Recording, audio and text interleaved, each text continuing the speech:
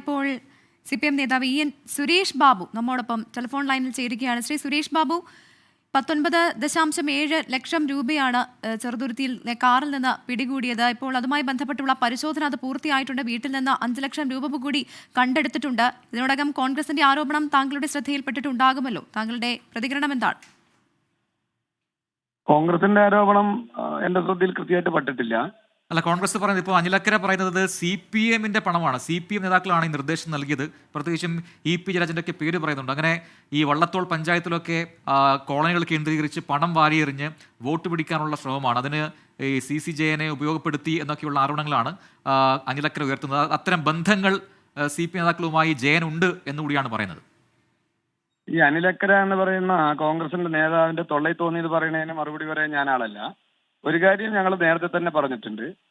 Palakkad KPM ഹോട്ടലിലേക്ക് കള്ളപ്പണം വന്നു. ആ കള്ളപ്പണം വന്ന വിഷയവുമായി ബന്ധപ്പെട്ട് ഞങ്ങൾ ഉയർത്തിയ ആരോപണം ശരിവെക്കുന്ന രൂപത്തിലേക്കാണ് ഇപ്പൊ കാര്യങ്ങൾ എത്തിക്കൊണ്ടിരിക്കുന്നത്. ഞാൻ ഇന്ന് വാർത്താ സമ്മേളനത്തിൽ പറഞ്ഞൊരു കാര്യമുണ്ട്. ഈ ജയനുമായി ബന്ധപ്പെട്ട ഒരു നല്ല ബന്ധം സൂക്ഷിക്കുന്ന ഒരു കൗൺസിലർ, കാലാകാലമായി വർഷങ്ങളോളമായുള്ള ബന്ധം സൂചിപ്പിക്കുന്ന ഒരു കൗൺസിൽ, കോൺഗ്രസിന്റെ കൗൺസിലിൽ എനിക്ക് നേരിട്ടറിയാം.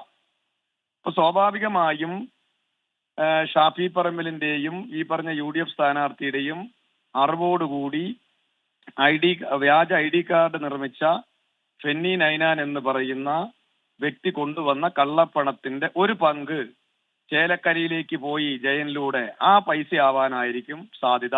അതുകൊണ്ട് തന്നെ വളരെ വ്യക്തമായി ഇന്നത്തെ വാർത്താ സമ്മേളനത്തിൽ ഞാൻ ആവശ്യപ്പെട്ടത് സമഗ്രമായ ഒരു അന്വേഷണം പോലീസിന്റെ ഭാഗത്ത് നിന്നുണ്ടാക്കി ഇത് കണ്ടുപിടിക്കണം എന്നതാണ് ഞങ്ങളുടെ നിലപാട്.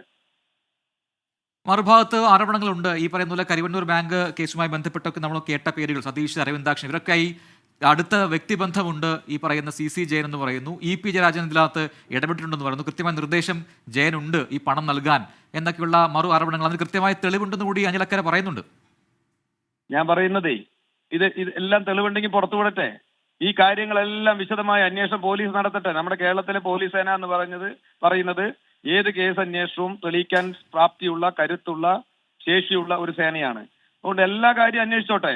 പക്ഷെ ഞങ്ങൾക്ക് വളരെ വ്യക്തമായിട്ട് അറിയാം, ഈ പണം കൊടകര കുഴൽപ്പണ കേസിൽ BJPയുടെ സംസ്ഥാന പ്രസിഡന്റ് വാങ്ങിയ 41 കോടി രൂപയിൽ 5 കോടി രൂപ ഷാഫി പറമ്പിൽ കൊടുത്തു എന്ന് അദ്ദേഹം തന്നെ പറഞ്ഞിട്ട് ഇത്ര നേരം ഒരു കേസ് കൊടുക്കാൻ പോലും ഈ ഷാഫി പറമ്പിൽ എന്ന് പറയുന്ന കോൺഗ്രസിന്റെ നേതാവ് തയ്യാറായിട്ടില്ല.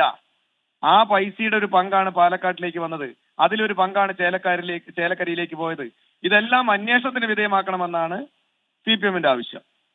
ശരി, ഈ ഘട്ടത്തിൽ പ്രത്യേകിച്ച് നന്ദി. ശ്രീ EN സുരേഷ് ബാബു ആണ്, പാലക്കാട് CPM ജില്ലാ സെക്രട്ടറിയാണ്. അദ്ദേഹം പ്രതികരണം നടത്തിയത്. മറുഭാഗത്ത് ഉള്ള ആരോപണങ്ങളെല്ലാം തന്നെ അത് ആരോപണങ്ങൾ മാത്രമായി നിൽക്കുന്നു. തെളിവുണ്ടെങ്കിൽ അത് പുറത്തു വരട്ടെ. കൃത്യമായ അന്വേഷണം ഈ ഘട്ടത്തിൽ ആവശ്യമാണ് എന്ന് കൂടി പറയുകയായിരുന്നു സുരേഷ് ബാബു.